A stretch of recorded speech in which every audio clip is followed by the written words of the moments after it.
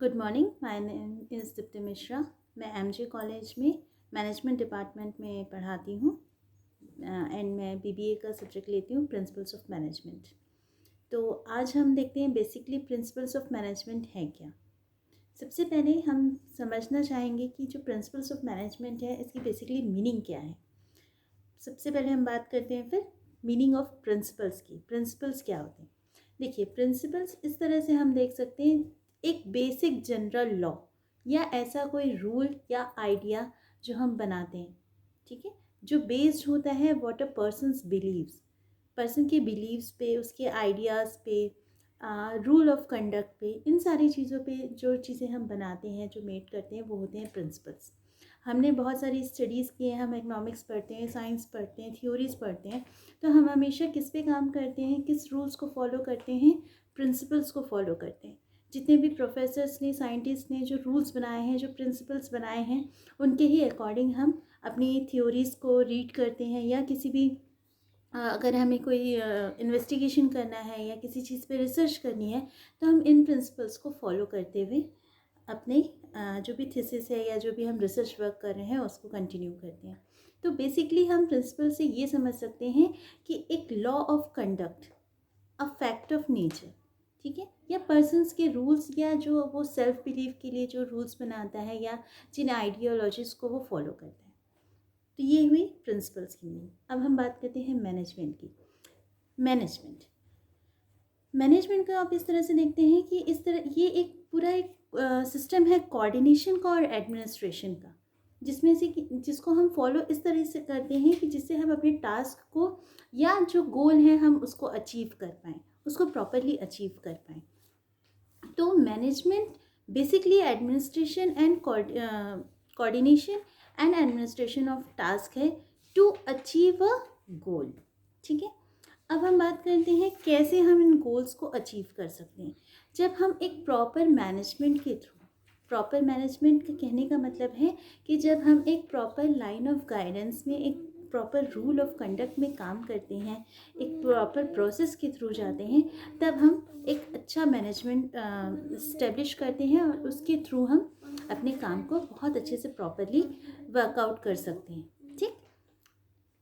Management से अगर आप काम करते हैं तो बेसिकली फ़ायदा ये होता है कि हमारी सारी चीज़ें ऑर्गेनाइज्ड होती हैं, प्लान्ड आउट होती हैं, जिसकी वजह से क्या होता है, कहीं पर भी कोई मिस्टेक नहीं होती है, ठीक। अगर आप बिना सोचे समझे कोई भी काम स्टार्ट कर देंगे और करना शुरू कर देंगे तो उसके भी कभी भी आपको अच्छे और पॉजिटिव रिजल्ट्स नहीं मिल सकते, ठीक। दूसरी चीज़, जब हम मैनेजमेंट की बात कर रहे हैं तो जितने भी हमारे पास अवेलेबल रिसोर्सेज हैं उनके दायरे में ही होते हुए, जो अवेलेबल रिसोर्सेज हैं हमारे पास, उनको फॉलो करते हुए ही हमें प्रॉपर मैनेजमेंट करना आना चाहिए। तो बेसिकली अभी हमने प्रिंसिपल्स और मैनेजमेंट की मीनिंग देख ली। अब हम देखते हैं प्रॉपरली प्रिंसिपल्स ऑफ मैनेजमेंट क्या है। जो भी एक्टिविटीज़ हम करते हैं, ठीक है, activities that plan, organise and control the operations of the basic elements, ठीक है, जो भी एक्टिविटीज़ प्रॉपरली प्लान्ड होती हैं, ऑर्गेनाइज्ड होती हैं और कंट्रोल्ड वे में चलती हैं, वो आती हैं आपकी सारी प्रिंसिपल्स ऑफ मैनेजमेंट में। दूसरी चीज़, ये आपको क्या करती है, एक पूरा मेथड प्रोवाइड करती है, पूरा एक प्रोसेस प्रोवाइड करती है, जिससे कि आप अपने काम को बहुत अच्छे से कर सकें, प्रॉपरली उसका मतलब प्रॉपरली आप अपने गोल्स को अचीव कर सकें, या जो टारगेट आपने सेट करके रखा है आप उसको अचीव कर सकें। साथ साथ मैनेजमेंट में प्लानिंग, ऑर्गेनाइजिंग या कंट्रोलिंग इम्पॉर्टेंट है, बट इसके साथ साथ आपको अपने अंदर एक लीडरशिप क्वालिटी मेंटेन करना भी ज़रूरी है। लीडरशिप, जब तक आप किसी चीज़ को प्रॉपरली लीड आउट नहीं करेंगे, आपको प्रॉपर डायरेक्शंस नहीं मिलेंगे अपने सुपीरियर्स से, या जब तक आप अच्छे से डायरेक्शंस नहीं देंगे अपने जूनियर्स को, तब तक आप प्रॉपरली किसी चीज़ को मैनेज आउट करके चीज़ों को प्रॉपरली फंक्शन नहीं कर सकते, ठीक। तो ये पूरी हमने बेसिक समझ लिया कि प्रिंसिपल्स की मीनिंग क्या है, मैनेजमेंट की मीनिंग क्या है, प्रिंसिपल्स ऑफ मैनेजमेंट क्या है। बेसिकली सिंपलेस्ट फॉर्म में, management is an art of getting work through others या डन बाय अदर्स।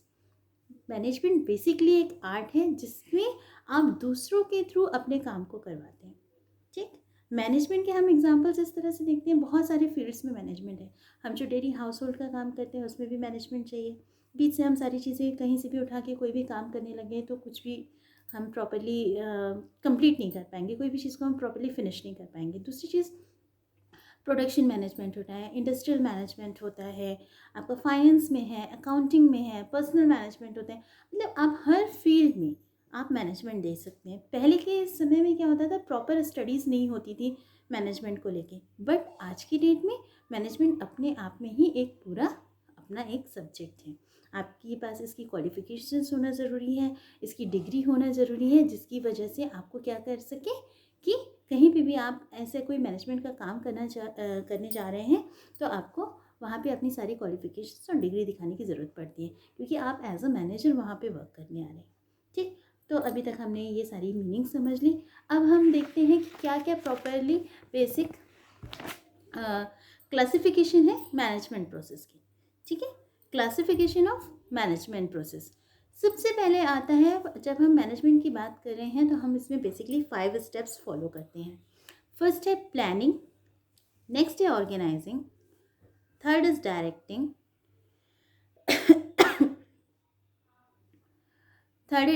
फोर्थ है directing and last one is controlling. ठीक है, तो हम सबसे पहले प्लानिंग का एस्पेक्ट देखते हैं।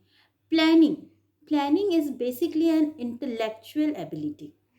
इंटेलेक्चुअल एबिलिटी कहने का मतलब है कि जितना भी चीज़ करना है इसमें आपका मेंटल अवेयरनेस, आपका इंटेलेक्चुअल लेवल अच्छा होना बहुत ज़रूरी है। ठीक है, तो प्लानिंग जब हम करते हैं तो हम स्टार्ट से लेके एंड पॉइंट तक सारी चीज़ों को प्रॉपरली देखते हैं, सारी चीज़ों को प्रॉपरली प्लान आउट करते हैं। हमारे पास क्या रिसोर्सेस अवेलेबल हैं, कितना मैन पावर है, स्टार्टिंग से लेके एंड पॉइंट तक क्या क्या चीज़ों की ज़रूरत पड़नी है, हम किस किस फेजेस से जा सकते हैं। इसमें हम पॉजिटिव चीज़ों को देखने के साथ साथ अपने फ्यूचर में आने वाली अनसर्टेनिटीज़ को भी देखते हैं। अनसर्टेनिटीज़ इन द सेंस कि अगर जो हम प्लान बना रहे हैं वो वैसा ही नहीं गया, अचानक से कोई प्रॉब्लम आ गई, किसी चीज़ की शॉर्टेज आ गई, कोई नेचुरल डिज़ास्टर आ गया, किसी भी तरह के अगर कोई इशू क्रिएट हो जाते हैं, तो उस सिचुएशन में हम कैसे जो अपना टारगेट हमने सेट किया है, जिसके लिए हम प्लानिंग कर रहे हैं, जिस ऑब्जेक्टिव के लिए हम प्लानिंग कर रहे हैं, उसको हम कैसे अचीव कर पाएंगे। ठीक, तो बेसिकली प्लानिंग में क्या क्या पॉइंट्स आ गए, what to do, when to do, how to do, who will do, where to do. मतलब सारी चीज़ें आप जब करेंगे तो वो आप उसको पूरी तरह से प्लान आउट करेंगे। कोई भी एक पॉइंट अगर आपका कहीं छूट जाता है तो ये पूरे के पूरे चांसेस हैं कि आप जो अपना टारगेट बना रहे हैं या आप जो अपना ऑब्जेक्टिव सेट कर रहे हैं, आप उसको फुली सेटिस्फाई नहीं कर पाएंगे और उसको पूरी सेटिस्फाइडली अचीव नहीं कर पाएंगे। नेक्स्ट है ऑर्गेनाइजेशन। ऑर्गेनाइजेशन, हम जितने भी लोग हैं, हम कहाँ काम करते हैं, एक ऑर्गेनाइजेशन में काम कर रहे हैं, एक कंपनी में काम करते हैं, फर्म में काम करते हैं, इंस्टीट्यूशंस में काम करते हैं। ओवरऑल ये जो पूरे लोग जब एक साथ मिल करके काम कर रहे हैं तो वो एक ऑर्गेनाइजेशन कहलाता है। ठीक है, यहाँ पे ऑर्गेनाइजेशन में हम क्या देखते हैं, identification and grouping of the activities. ठीक, organisation and grouping of the activities, कौन उसको परफॉर्म करेगा, उसको हम किस तरह से डिवाइड करेंगे, जितने भी हमारे सारे इंडिविजुअल्स हैं उनके बीच।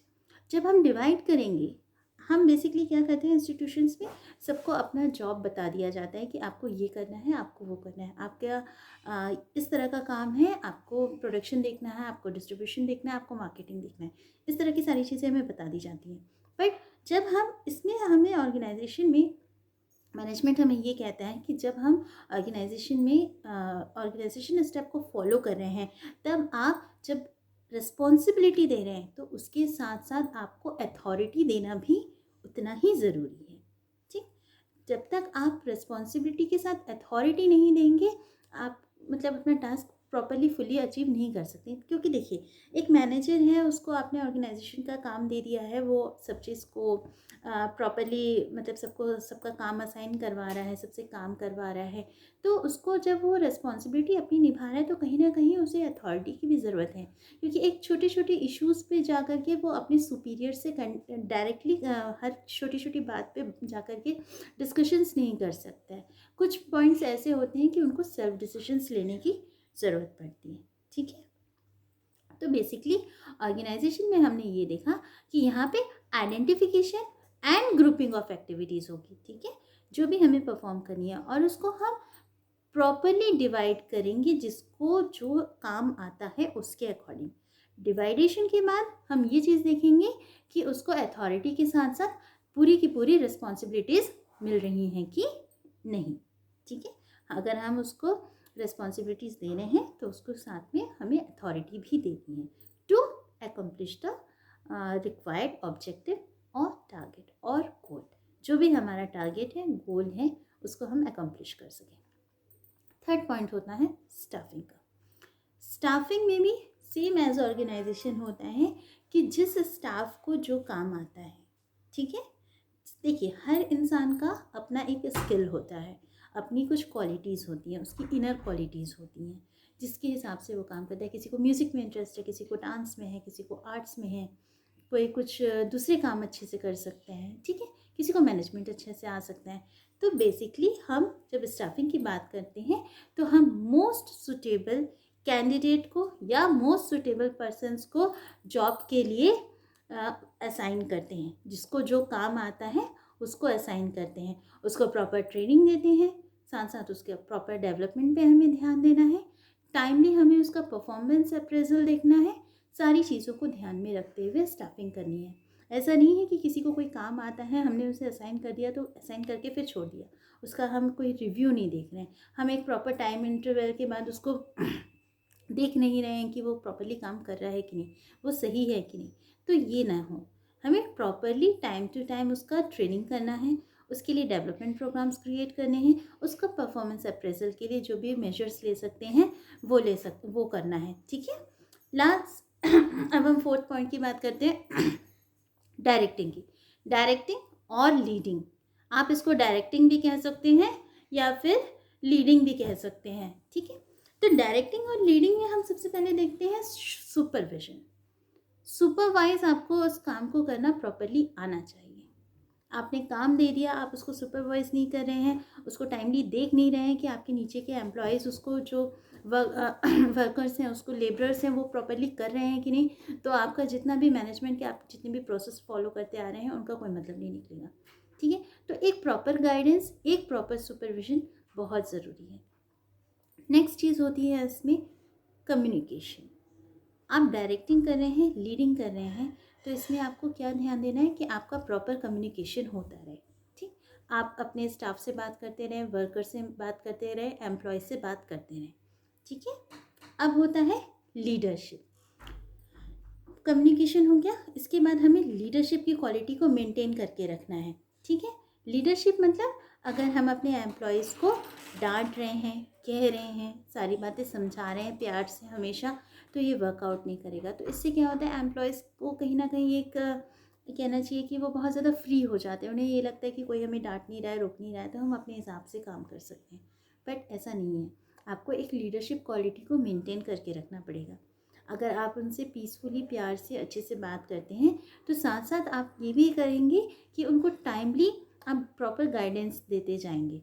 जहाँ डांटने की ज़रूरत पड़ रही है आप वहाँ पे उसको डांटेंगे भी। सिर्फ अप्रेजल देना ही या मतलब उसको हमेशा पॉजिटिव ही कहना ये ज़रूरी नहीं है। जहाँ पे उसकी गलती है आप वहाँ पे उसे डांटिए, उसका जहाँ पे जो वो गलत कर रहा है आप उसे भी समझाते जाएंगे। ठीक, अब उसके बाद हो गया मोटिवेशन।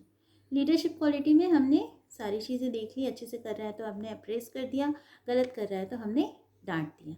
अब डांट दिया, वर्कर नाराज़ हो जाएगा या उसका मन नहीं लगेगा काम में, तो नेक्स्ट चीज़ हमें करनी है कि हमें उसको मोटिवेट करना है, मोटिवेशन भी देना है। ठीक है, तो मोटिवेशन इन द सेंस कि आप उसको प्रोत्साहित कर रहे हैं कि भाई कोई बात नहीं, गलती हो गई, कोई बात नहीं, तुम बहुत अच्छा काम करते हो, आप और थोड़ा सा ध्यान लगा के काम करो ताकि चीज़ें और अच्छी हो जाएं, ऑर्गेनाइजेशन को नुकसान ना हो, हम जो अपना टारगेट लेके चल रहे हैं, जो हमारा गोल है, हम उसको प्रॉपर्ली अकम्प्लिश कर सकें, प्रॉपर्ली उसको अचीव कर सकें। ठीक, तो यहाँ पे एक तरह से हम देखें तो सारे पैरामीटर्स हमने बहुत अच्छे से मेंटेन कर लिया। हमने सुपरविजन अच्छे से कर लिया, सारी चीज़ें देख ली अच्छे से हैं कि नहीं, फिर हमने प्रॉपर कम्युनिकेशन क्रिएट कर लिया, उनसे प्रॉपर्ली अच्छे से बातचीत कर ली, फिर हमने लीडरशिप भी दिखाई बातचीत करने के बाद, जो चीज़ सही है उसको सही कहा, जो गलत है वो गलत किया, गलत कहा। ठीक है, गलत कहने के बाद अगर वो थोड़ा सा अनमोटिवेटेड हो जाता है या उसका कॉन्फिडेंस एम्प्लॉय का लो हो जाता है, उसके बाद हम उसको क्या प्रोवाइड कर रहे हैं, मोटिवेशन प्रोवाइड करें। मोटिवेशन जब वो उसको मतलब एक तरह से आपका सपोर्ट मिल रहा है, अपने मैनेजर का, अपने ऑर्गेनाइजेशन का सपोर्ट मिल रहा है, वो अपने बारे में अच्छी चीज़ें सुन के कि कोई मुझे प्रोत्साहित कर रहा है, कोई मुझे साहस दे रहा है, मेरा कहना चाहिए कि मुझ पे भरोसा दिखा रहा है, तो मेरी भी ये ड्यूटी बनती है कि मैं अपने काम को अच्छे से अच्छे तरीके से करके दिखाऊं। ठीक, ये सारे पॉइंट्स हमारे किस में आ गए, डायरेक्टिंग में, या फिर आप इसको और क्या कह सकते हैं, लीडिंग में। इसका एक छोटा सा एग्जांपल हम ऐसे देख सकते हैं, बहुत से डायरेक्टर्स मूवीज़ बनाते हैं, सबकी मूवीज़ अच्छी नहीं चलती हैं, हमें किसी डायरेक्टर की मूवी अच्छे से पसंद आती है, किसी की नहीं आती है, क्योंकि उनका जो प्रॉपर डायरेक्शन था वो प्रॉपर था, उन्होंने ये सारे जितने भी पॉइंट्स हमने कहे उन्होंने उसको प्रॉपरली फॉलो किया।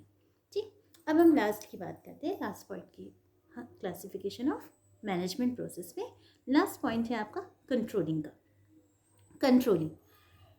कंट्रोलिंग में हमें ये देखना है कि जितनी भी चीज़ें हमने अभी तक प्लान आउट में मैनेजमेंट प्रोसेस में करते आ रहे हैं, जितनी भी हमने प्लानिंग करी थी, जो भी हमने ऑर्गेनाइजिंग किया था, स्टाफिंग किया था, डायरेक्टिंग या लीडिंग किया था, ये प्रॉपर वे में चल रहा है कि नहीं, ये प्रॉपर कंट्रोल्ड वे में चल रहा है कि नहीं। बेसिकली कंट्रोल्ड वे में देखिए, कोई भी चीज़ को आप टारगेट को बता दीजिए, प्रोसेस बना लीजिए, उसको उसके बाद उसको छोड़ दीजिए, आप उसके ऊपर सुपरविजन नहीं कर रहे हैं, आप उस पर ध्यान नहीं दे रहे हैं, वो चीज़ कभी भी सक्सेसफुली नहीं हो पाएगी। क्यों? क्योंकि उसके ऊपर कंट्रोल नहीं है।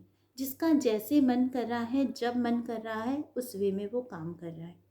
मन नहीं कर रहा है, काम नहीं कर रहा है, कभी 10 दिन बहुत अच्छे से काम कर रहा है, फिर बाद में छोड़ दे रहा है, ये सारी चीज़ें नहीं होनी है। कंट्रोलिंग मतलब आपको प्रॉपर कंट्रोल रखना है अपने यहाँ होने वाली हर एक्टिविटी पे। ठीक है, जो भी आपने गोल सेट करा है, जो भी आपका ऑब्जेक्टिव है, वो प्रॉपरली अचीव हो पा रहा है कि नहीं। ठीक है, अगर नहीं हो पा रहा है तो उसके लिए हमें क्या करेक्टिव एक्शंस लेने हैं, कहाँ पे हमसे चूक हो रही है, कहाँ पे हम उसको वापस ठीक कर सकते हैं। साथ ही साथ मेजरमेंट करना है हमें अपनी एक्चुअल परफॉर्मेंस का और अपने सेटेड ऑब्जेक्टिव्स का। ठीक है, यहाँ पे हम क्या कह रहे हैं, हमें मेजरमेंट करना है एक्चुअल परफॉर्मेंस का और हमारे सेटेड ऑब्जेक्टिव का। मतलब हम अब तक जिस हिसाब से काम करते आ रहे हैं वो कितना अच्छा था या कितना बुरा था, किसके कंपैरिजन में, जो गोल हमने सेट करके रखा था अपना ऑब्जेक्टिव अचीव करने के लिए। ठीक है, तो जब आप इस तरह से कंपैरिजन करते हैं तो आपको समझ में आता है कि कहाँ कहाँ आपकी गलतियाँ हो गई, कहाँ कहाँ से आपसे मिस्टेक हो गई है। फिर आपकी ये ड्यूटी बनती है कि आप वहाँ पे सारे करेक्टिव मेजर्स अपनाते जाएं। जहाँ गलती हुई है, जहाँ जिस पॉइंट्स में आपकी कमी रह गई है, जहाँ पे थोड़ा सा प्रॉब्लम्स क्रिएट हुई हैं, प्रॉब्लम एरियाज़ में, हम फिर कोशिश करते हैं कि हम उसको प्रॉपर स्टेप्स लेकर के उसको प्रॉपरली फॉलो आउट करते जाएं। ठीक है, तो जब हम इस तरह से सारे प्रॉपर मेजर्स को लेते हुए मैनेजमेंट करते हैं तो इसके बहुत अच्छे पॉजिटिव चांसेस रहते हैं कि हमारा जो मैनेजमेंट है, जो हम प्रोसेस वो प्रॉपरली हम अचीव कर सकें। ठीक है, तो मैनेजमेंट में हमने आज ये समझ लिया कि बेसिकली मैनेजमेंट क्या है, इसके क्या प्रिंसिपल्स हैं, इनकी मीनिंग क्या होती है, प्रिंसिपल्स ऑफ मैनेजमेंट क्या है, किन स्टेप्स को हम मैनेजमेंट में फॉलो करते हुए एक प्रॉपर मैनेजमेंट को या एक प्रॉपर अपने सेटेड ऑब्जेक्टिव का या गोल को किस तरह से हम अचीव कर सकते हैं। ठीक, होप आपको ये लेक्चर समझ में आया होगा, आपका टॉपिक क्लियर होगा। Thank you so much.